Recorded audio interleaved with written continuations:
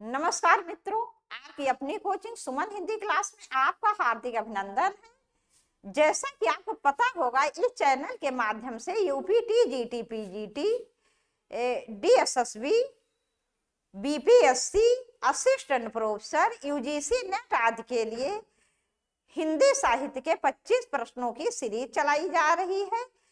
ये हिंदी साहित्य आधुनिक काल प्रगतिवाद का दूसरा वीडियो है। इससे पहले मैं प्रगतिवाद के 25 प्रश्न डाल चुकी हूँ, तो यह प्रगतिवाद का दूसरा वीडियो है। देखते हैं इन महत्वपूर्ण 25 प्रश्नों को। प्रश्न 1, प्रगतिवाद के आदि प्रवर्तक हैं A Sumitra Nandan Pant, B Karl Marx, C E M Forsters, D Nagarjun. इसका विकल्प बी सही, कार्ल मार्क्स। तो मित्रों, प्रगतिवाद के आदि प्रवर्तक कार्ल मार्क्स हैं।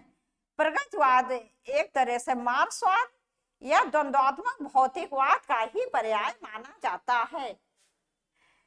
ई फास्टर इनकी अध्यक्षता में लंदन में प्रोग्रेसिव राइटर्स एसोसिएशन की स्थापना हुई थी, और उसके बाद ये सुमित्रा नंदन पंत जी, ये जो है ये पहले छायावादी कवि थे, बाद में ये जो है प्रगतिवादी कवि हो गए।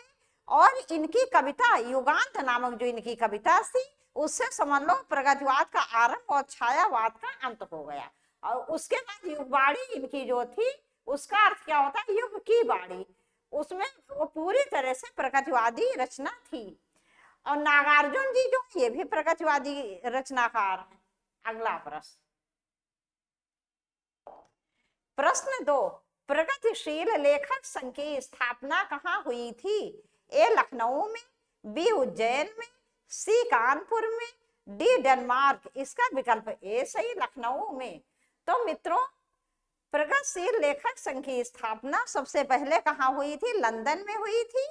और उसके बाद ये भारत में कहाँ हुई थी? लखनऊ में। 1936 में सज्जाद जहीर और मुल्क राज आनंद ने इसकी स्थापना की थी भारत के में, लखनऊ में। और इसके अध्यक्ष थे मुंशी प्रेमचंद जी। अगला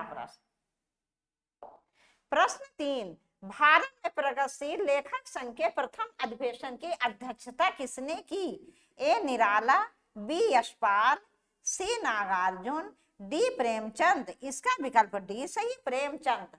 तो भारत में प्रगतिशील लेखक संघ के जो स्थापना हुई थी वो लखनऊ में हुई थी, और इसके अध्यक्ष थे प्रेमचंद जी। अगला प्रश्न 4, प्रगतिवाद को युग की बाड़ी किसने कहा? ए सुमित्रा नंदन पंत ने, बी नागार्जुन ने, सी केदारनाथ अग्रवाल ने, डी त्रिलोचन शास्त्री ने। इसका विकल्प ए सही, सुमित्रा नंदन पंत ने। तो प्रगतिवाद को युग की बाड़ी अपनी युगबाड़ी नामक रचना में सुमित्रा नंदन पंत जी ने कहा है। अगला प्रश्न 5, केन का कवि किसे कहा जाता है? ए गिरिजा कुमार माथुर को, बी केदारनाथ अग्रवाल को, सी मुक्तिबोध को, डी हरिनारायण व्यास को। इसका विकल्प बी सही, केदारनाथ अग्रवाल को। तो केन का कवि केदारनाथ अग्रवाल को कहा जाता है। इनको अपनी जन्मभूमि में जहाँ के वहाँ केन नदी बहती थी, इनको उस केन नदी से बहुत प्रेम था, और बहुत सी रचनाएं ये केन नदी के तट पर बैठकर इन्होंने की है। अगला प्रश्न 6, केदारनाथ अग्रवाल की किस कृति में विषम अर्थव्यवस्था का चित्रण हुआ है? ए आंख का आईना, बी नींद के बादल, सी युग की गंगा, डी हे मेरी तुम। इसका विकल्प सी सही, युग की गंगा। युग की गंगा नामक जो कृति है, उस पर केदारनाथ अग्रवाल जी ने विषम अर्थव्यवस्था का चित्रण किया है। अगला प्रश्न 7, बसंत में प्रसन्न हुई पृथ्वी कविता के रचयिता हैं? ए नागार्जुन, बी त्रिलोचन, सी जयशंकर प्रसाद, डी केदारनाथ अग्रवाल। इसका विकल्प डी सही, केदारनाथ अग्रवाल। केदारनाथ अग्रवाल जी ने बसंत में प्रसन्न हुई पृथ्वी कविता की रचना की है और इसमें इन्होंने प्रकृति का बड़ा सुंदर चित्रण किया है और साथ ही अपनी जन्मभूमि और राष्ट्र प्रेम की भावना भी इस रचना में जो है प्रबल है। अगला प्रश्न, प्रश्न 8, आत्मग्रंथ किसकी रचना है? ए केदारनाथ अग्रवाल, बी धर्मवीर भारती, सी शमशेर बहादुर, डी नागार्जुन। इसका विकल्प ए सही, केदारनाथ अग्रवाल। अगला प्रश्न, प्रश्न 9, केदारनाथ अग्रवाल को किस व्यंग्य ग्रंथ केदारनाथ अग्रवाल को किस काव्य ग्रंथ के लिए साहित्य अकादमी पुरस्कार 1986 से सम्मानित किया गया? केदारनाथ अग्रवाल को किस काव्य ग्रंथ के लिए साहित्य अकादमी पुरस्कार 1986 से सम्मानित किया गया? ए पुष्पदीप, बी अपूर्वा, सी लोक और आलोक, डी आत्मग्रंथ। इसका विकल्प बी सही, अपूर्वा। केदारनाथ अग्रवाल जी को 1986 में अपूर्वा नामक कृत के लिए साहित्य अकादमी पुरस्कार से पुरस्कृत किया गया। प्रश्न 10, फूल नहीं रंग बोलते हैं काव्य कृत के लिए केदारनाथ जी को कौन सा सम्मान मिला था? ए भारतीय ज्ञानपीठ, बी साहित्य अकादमी, सी सोवियत लैंड, डी व्यास सम्मान। इसका विकल्प सी सही, सोवियत लैंड। तो फूल नहीं रंग बोलते हैं नामक कृत के लिए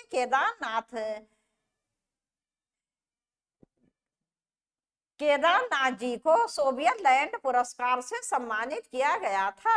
अगला प्रश्न, प्रश्न 11, नागार्जुन का वास्तविक नाम क्या था? ए बाबा नागार्जुन, बी बाबा दीन, सी वासुदेव सिंह, डी वैद्यनाथ मिश्र। इसका विकल्प डी सही, वैद्यनाथ मिश्र। तो मित्रों, नागार्जुन जी का वास्तविक नाम था वैद्यनाथ मिश्र और ये मैथिली में यात्री के नाम से रचना करते थे और ये बाबा के नाम से भी प्रसिद्ध हैं। अगला प्रश्न, प्रश्न 12, नागार्जुन की किस कृति में बरवे छंद का प्रयोग हुआ है? ए भस्मांकुर, बी सिंदूर तिलकित भाल, सी युग धारा, डी सतरंगी पंखों वाली। इसका विकल्प ए सही, भस्मांकुर। नागार्जुन जी की भस्मांकुर नामक रचना में बरवे छंद का प्रयोग हुआ है। और ये जो इनकी बी नंबर है, सिंदूर तिलकित भाल, ये रचना इनकी मैथिली भाषा में रचित है। दूसरा सिंदूर तिलकित भाल। अगला प्रश्न, प्रश्न 13, मिट्टी की बारात किसकी रचना है? ए नागार्जुन, बी शिव मंगल सिंह सुमन, सी रागे राघव, डी त्रिलोचन। इसका विकल्प बी सही, शिव मंगल सिंह सुमन। अगला प्रश्न, प्रश्न 14, अजय खंडहर के रचयिता कौन है? ए रामदरस मिश्र, बी त्रिलोचन, सी रागे राघव, डी शिव मंगल सिंह सुमन।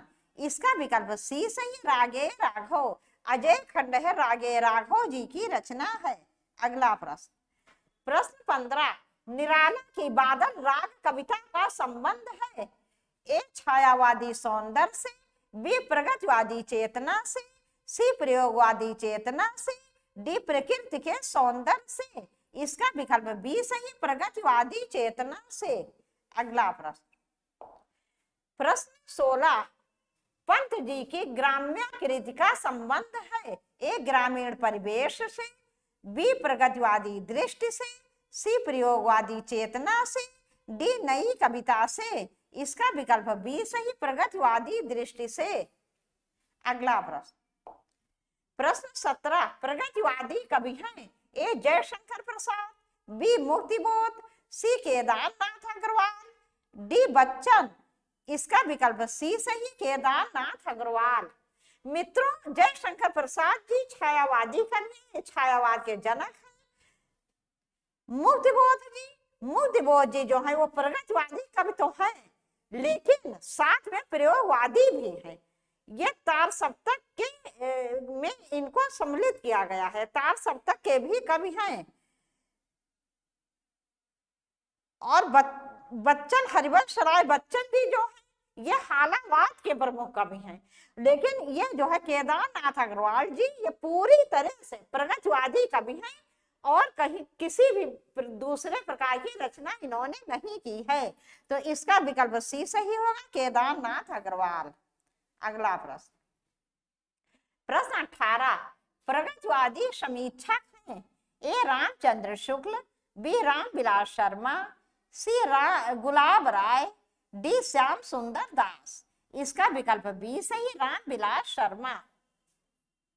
अगला प्रश्न, प्रश्न 19, अपने काव्य जीवन के उत्तर में अरविंद दर्शन से प्रभावित कवि हैं ए महादेवी वर्मा, बी सुमित्रा नंदन पंत, सी जयशंकर प्रसाद, डी अज्ञे। इसका विकल्प बी सही, सुमित्रा नंदन पंत।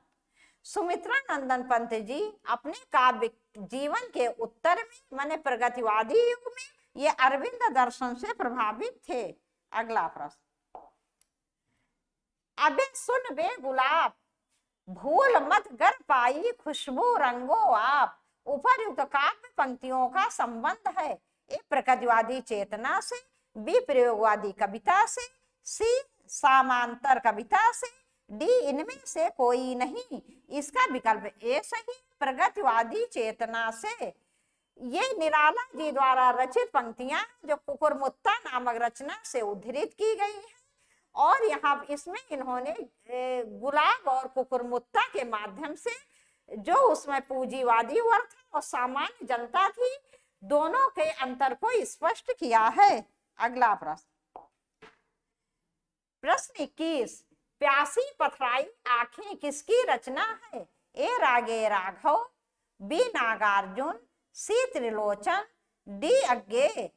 इसका विकल्प सी सही, त्रिलोचन। प्यासी पथराई आंखें त्रिलोचन जी की रचना है। अगला प्रश्न, प्रश्न 22, द्वंद्वात्मक भौतिकवाद किस काव्यधारा का आधार है ए नई कविता, बी प्रगतिवाद, सी समांतर कविता, डी इनमें से कोई नहीं। इसका विकल्प बी सही, प्रगतिवाद। प्रगतिवाद मित्रों द्वंद्वात्मक भौतिकवाद या मार्क्सवाद का ही पर्याय माना जाता है। अगला प्रश्न, प्रश्न 23, सुमेलित कीजिए एक खिचड़ी विप्लव देखा हमने त्रिलोचन, बी पांचाली, शिव मंगल सिंह सुमन, ताप के ताए हुए दिन रागे राघव, डी एशिया जाग उठा केदारनाथ अग्रवाल। नागार्जुन, खिचड़ी विप्लव देखा हमने, ये रचना किसकी, नागार्जुन की है। पांचाली किसकी, रागे राघव की। इसका मित्रों विकल्प सी सही होगा, विकल्प सी। देखो खिचड़ी विप्लव देखा हमने, खिचड़ी विप्लव देखा हमने नागार्जुन जी की रचना है। खिचड़ी विप्लव देखा हमने किसकी रचना, नागार्जुन जी की। पांचाली रागे राघव जी की रचना, तीसरा आ गया। ताप के ताए हुए दिन त्रिलोचन की रचना है, 1 नंबर। उसके बाद एशिया जाग उठा, एशिया जाग उठा शिव मंगल सिंह सुमन जी की रचना है। तो इसका विकल्प सी सही है।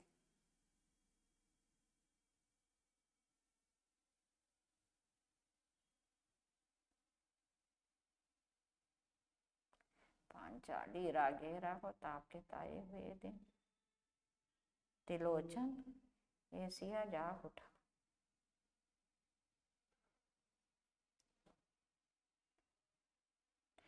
अगला प्रश्न,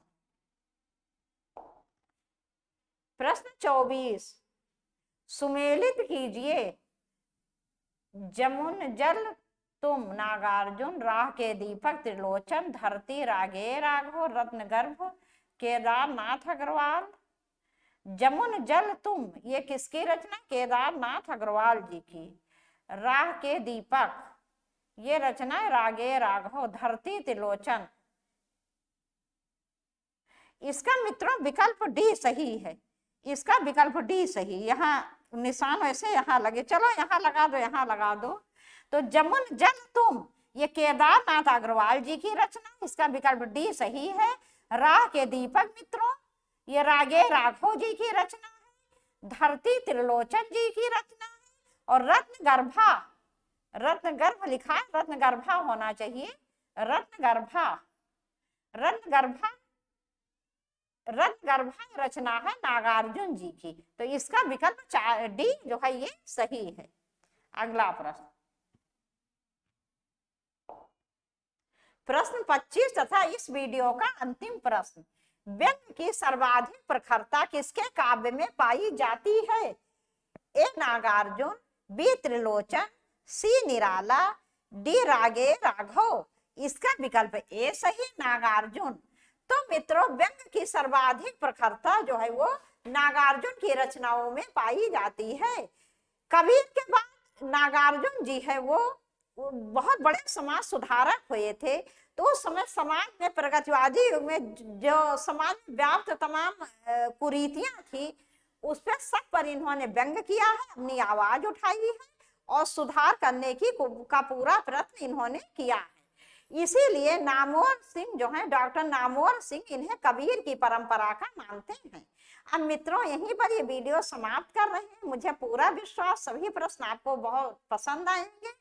अब मित्रों, प्रगतिवाद के बाद प्रयोगवाद के बहुत ही महत्वपूर्ण प्रश्न लेकर कल आपके समक्ष उपस्थित होंगे। मित्रों, आपसे एक थोड़ी सी शिकायत है मुझे, आप लोग वीडियो बिल्कुल शेयर नहीं कर रहे हो, तो वीडियो ज्यादा ज्यादा शेयर करो। आपसे कल फिर मिलते हैं प्रयोगवाद के 25 बहुत महत्वपूर्ण प्रश्नों के साथ। तब तक के लिए नमस्कार।